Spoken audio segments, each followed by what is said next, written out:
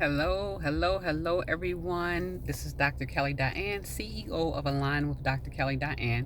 And so, my attempt today is to get this YouTube channel started. And so, you may see that I have on the same clothing. It's because I am attempting to load several videos in one day. So, with that being said, I want to discuss today with ladies and gentlemen soulmates. I want to talk really quickly about soulmates because it is a terminology that has been thrown around and I've heard about it and I hear about it often. And so I'm here to kind of clear up some of the misconceptions about soulmates and the reality of a soulmate. And so what we hear oftentimes is people saying, I'm looking for my soulmate. I'm looking for my other half. I haven't found my soulmate, and things of that sort. And so what I say to that is this. A soulmate is someone who recognizes your soul. Soul being a key word. It is not the person that is attracted necessarily to your flesh, your outside. It is a person that is attracted to your inner essence, your soul. It is a person that resonates. It will be that person that resonates where you are at that time. And so if you have done the work of your soul personally, to clear up your soul, to clear up your pains, your hurts, and all of the other things that your soul has been carrying on to, then what you will do is you will begin to attract that individual person. And so the people you're attracting right now in your life are resonating with you if you're toxic. And so you're going to pull toxic people towards you. And so what has happened is that many of us are in relationships or in marriages that should not have happened. Okay, that's why you're miserable. That's why you're upset. That's why you're not moving forward. That's why you're not in love anymore. That's why he doesn't love you and you don't love him. It's because you didn't marry your soulmate. What you did was you married something that resonated with your flesh, something to soothe your flesh at the time, or perhaps you married someone who you thought was your soulmate. And that happens when you don't know what your soul looks like, when you haven't fallen in love with your soul, when you haven't done the work on your soul. Because until you know who you are, which is your soul, you would never begin to understand or even recognize who your soulmate is.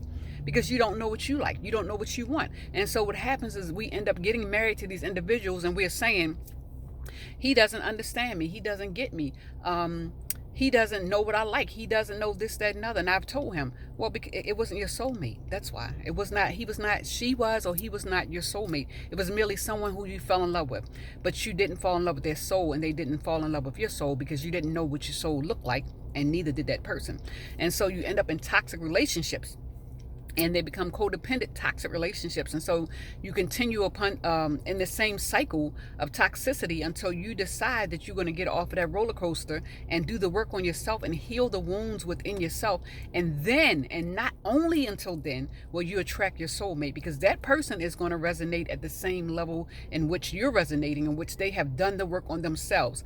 They have healed themselves. And as I've said in other videos, you should not be looking for your other half, because that only applies that you're not whole. And so reality, you're looking for your soulmate, which is a whole person. And when that whole person comes together with you as a whole person, bam, there you have your soulmate. You're going to make wonderful music together, wonderful memories. You're going to evolve. You're going to help change the world together and things like that. You're not going to have to pull that person forward and force them to like this and force them to go out and do ministry work, or force them to love people, or force them to forgive, or force them to work past the pain. You're not going to have to do that because they've already done it and you've already done it as well. And so what you're going to find is a very easy an easy relationship. Will it be without trouble?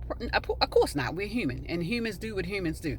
But you're going to find it so much easier, and you're not going to go to bed at night crying and upset, and he just doesn't understand, and he doesn't want to buy me roses, and he doesn't want to, or she doesn't want to act right, and she doesn't want to come home.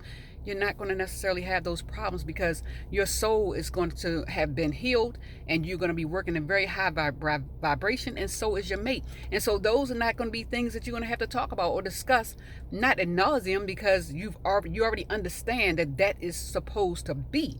It isn't something that you should be struggling with. It's something that is, it's light, it's beautiful. And so that's the thing about soulmate relationships I want to clear up, because it's misunderstood. It's said inappropriately. So if you're looking for your soulmate, have you done the work to find your soulmate? Have you put yourself in a position of healing? Have you sat with yourself? Have you spent time with yourself? Have you stopped running from relationship to relationship?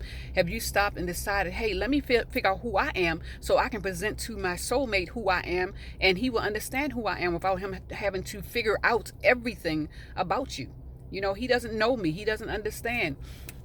Well, he's not going to, because you're resonating in two different places.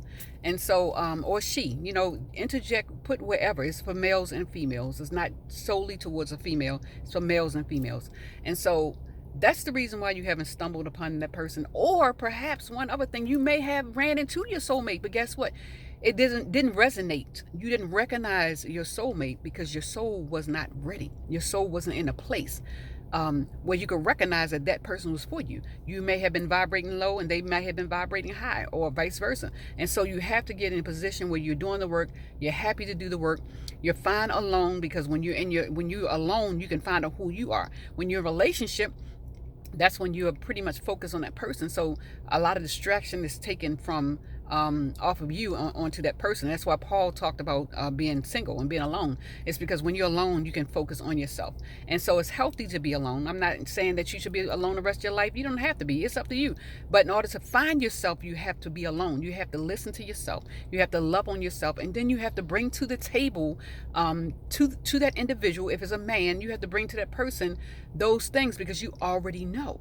And so in my teaching or my coaching, I've asked people, well, what is it that you want from the person? They're like, well, I don't know. Well, if you don't know, they certainly couldn't know.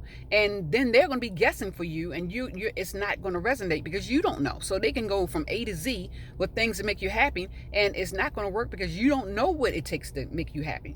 And so you have to do the work on yourself, which means staying single for some time, learning yourself, taking yourself out, dating yourself, and doing all those things. So if you have any questions about soulmates, please inbox me. I am more than happy to talk to you about it. This is Dr. Kelly Diane with Align with Kelly Diane. Also, you can reach me on YouTube, Instagram, Facebook. You can find me on all of those platforms, and you can inbox me. I would absolutely love to have a conversation with you guys. I am able to have this conversation because I have been you. I have been that person that was in marriages that should not have happened, relationships that should not have happened. Did I learn from them? Absolutely, I did learn from them. And as a consequence, I am out here teaching others what not to do. And so for those who say, well, you can't teach married people what to do when you're not married, actually I can, because I've been married and I did it wrong. So I'm here to tell the people how to do it correctly. And I'm also walking the same path in which I'm instructing about, okay? So listen, I love you guys so much. Thank you so much. You're probably going to see more videos. I have the time today to do it, and so I'm going to upload more videos. If you have any questions, put them down in the comment section so I can address them, and we can talk together and figure out how to get through this thing called life. I absolutely love that. I don't have all the answers, but hey, we can try to figure them out together, and it's kind of fun to learn and to grow and experience life together. I'm not here to be perfect. I am here to work in absolute excellence. That's what I strive for. I hope you guys are doing the same thing. So I love you guys. Talk to you soon.